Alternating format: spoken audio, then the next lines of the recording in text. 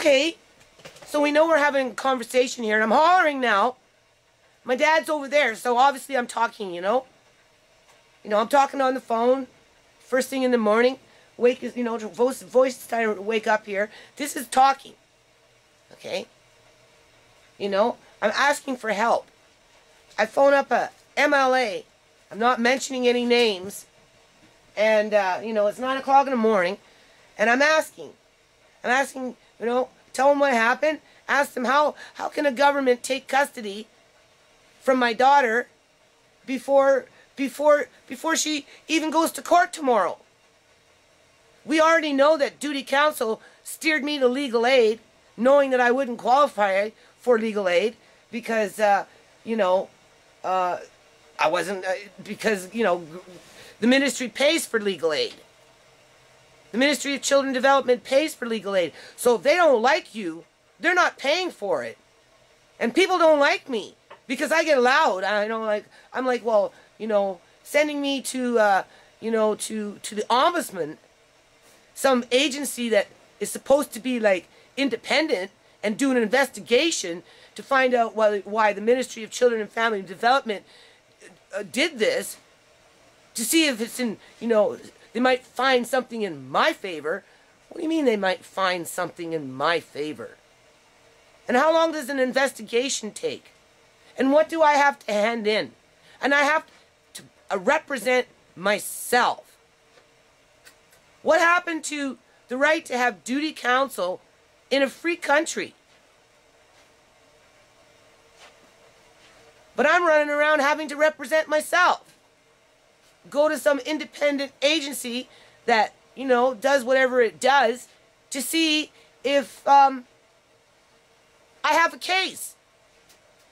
I don't need the ombudsman to tell me that what happened is wrong, because we already know it's wrong. Nobody's telling me what's wrong, what I did wrong, well, other than, you talk too loud. You're hollering. Why are you hollering on me on the phone? I said, well, you're not helping me. You're going to send me some legislation through Hansard or wherever that's, 15 million pages long, and you want me to read every line to find out exactly where in the legislation that it says that they can just come in, trick your daughter, make her think she has custody, convince her that she has custody so that she doesn't go to court, so they can dick her around with the paperwork. This is the social worker's office, right? So they can dick her around with the paperwork, demand that they put my grandson into full-time daycare, expect me to do that for them, do all the legwork for them, look after him, chase after my daughter, make sure she makes to her appointments. This is my normal talk. My dad is over there. I'm not hollering. This is hollering! There is a difference. I'm under high-due stress, and, I do all these things, moving rooms around, getting Andre's room ready, right? Taking to Sierra to this appointment, trying to, make sure she, follows through on her visits so they can't say that she's, losing interest in her child, trying to save her off the streets from being murdered, right? Fighting fucking hoodlums, social services was plotting behind my back, doing paperwork so they can set me up. It was the daycare that was the trap door. That's why they wanted him in daycare. That was the only paper that I signed, was to fill out the daycare forms as the ladies, here, sign this one and grab it, and here, sign this one and grab it, here, sign this one and grab it. So, did I sign daycare papers? Because I asked her, I said, can I have a copy of these papers? Oh yeah, I'll get them to you tomorrow. She never gave them to me. She never gave me a photocopy of the papers that I was forced to sign in the daycare. But that was the means and the method for social services to go in there and take the baby away. Who apparently, from my understanding, hold on.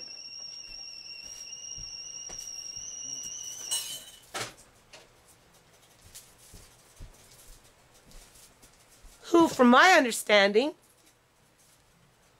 has never happened in Surrey as far as this MLA office is concerned. They never heard of a grandma losing their grandbaby. well, I don't know about this because, you know, maybe it's true because maybe it's not. I don't know. Here's a point to note, though. You know, back in the past when I lived in the apartment buildings, you know, there was grandmas that had their kids, you know, and they were giving their kids their Ritalin or whatever. And, you know, I used to drive these kids to school when my kids were in school. And those grandmas were like the drug addicts like my daughter is. Don't ask me how they had their grandkids, other than they were following the rules in terms of what social services wanted. So if they would say, well, you know, we want your grandson on this particular drug because of blah, blah, blah, you better do it. And those grandmas, they did it. Where I'd be like, well, no. Right? And I'm already arguing about daycare, so they see the trouble coming. Because we know my grandson is being doped up right now, because my daughter could tell when she had him the last time she seen him. Daddy, daddy, daddy, daddy, daddy, daddy, daddy. I'm not supposed to be yelling, daddy. Don't yell, daddy, because if I yell, daddy, I'm a bad person, daddy. Just like my grandma's a bad person, you know? You phone up a MLA office for help, asking why you don't qualify for a lawyer. You know? But yet she can phone the social service office and make a request to find out why they took him away from me. But I can't get that information. I asked her, I said, well, did you get the information that you offered to seek out yesterday? No. I said, okay, well, what do you mean no? Well, they haven't called me back yet. So I asked her, I said, well, why would they give you that information, you know, complete stranger, at arm's length, to anything involved in a courthouse right now at this point, but not give me that information? I should be getting something in writing as to why they took him out of my home. I shouldn't have to be made to force to phone up some, you know, high on the horse 22-year-old social worker begging for the information as to why he was taken out of my home. Oh, we're all haulers in the house. We all got psychological problems because, you know, we don't know how to communicate. Well, we communicated that, you know, we were making a room for him. I bought him clothes. I bought him food. I bought him the things that he needed while he was here. You know, he was well looked after since he's been born. He was healthy, happy, playful, confident. And they just came in and switched that all around by picking him up and putting him in with some white family and telling him to forget his black family. Well, I don't qualify for a lawyer. And nobody cares.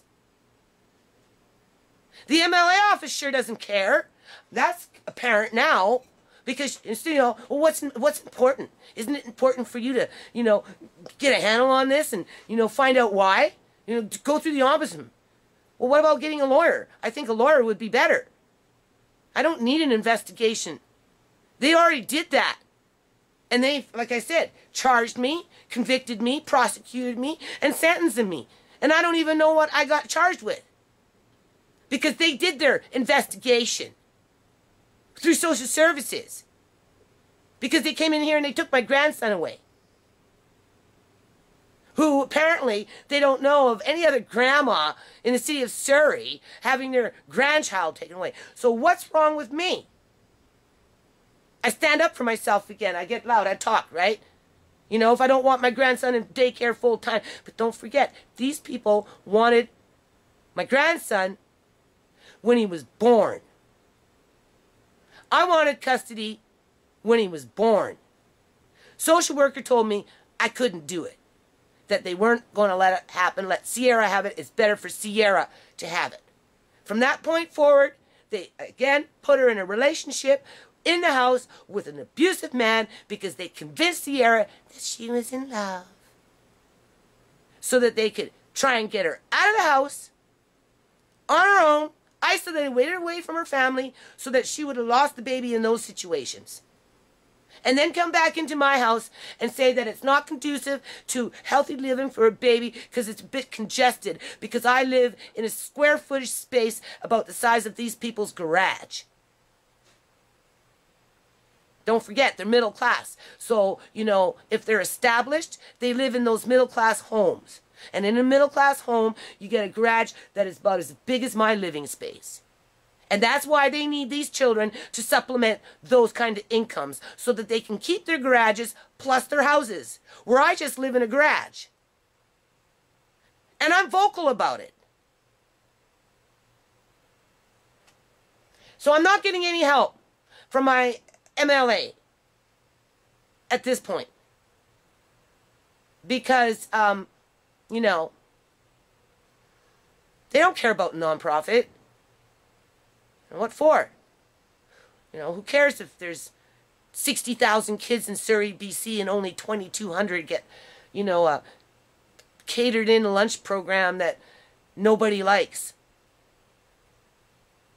You know, who cares if their constituencies don't qualify for legal aid because the Ministry of Children and Family Development doesn't like the individual, me, and they're making it personal by denying me access to a lawyer while they're counting the time, watching the clock tick, tick, tick, tick, tick, so they can plan their next strategy and adopt out my grandchild. Well, I'm sitting here saying, well, am I going to get any help to, you know what's going on? Like, why do they have them? Because I'm loud? Because I challenge you? I don't have a record out there going around beating up on people. You know, you can't accuse me of being a monster. You can't accuse me of being violent. I'm not violent. I just get vocal. And I know how to use my voice because, Dad, can you hear me? Yeah, he's over there. But anyway, Daddy, Daddy, Daddy, Daddy, Daddy, Daddy, Daddy, Daddy.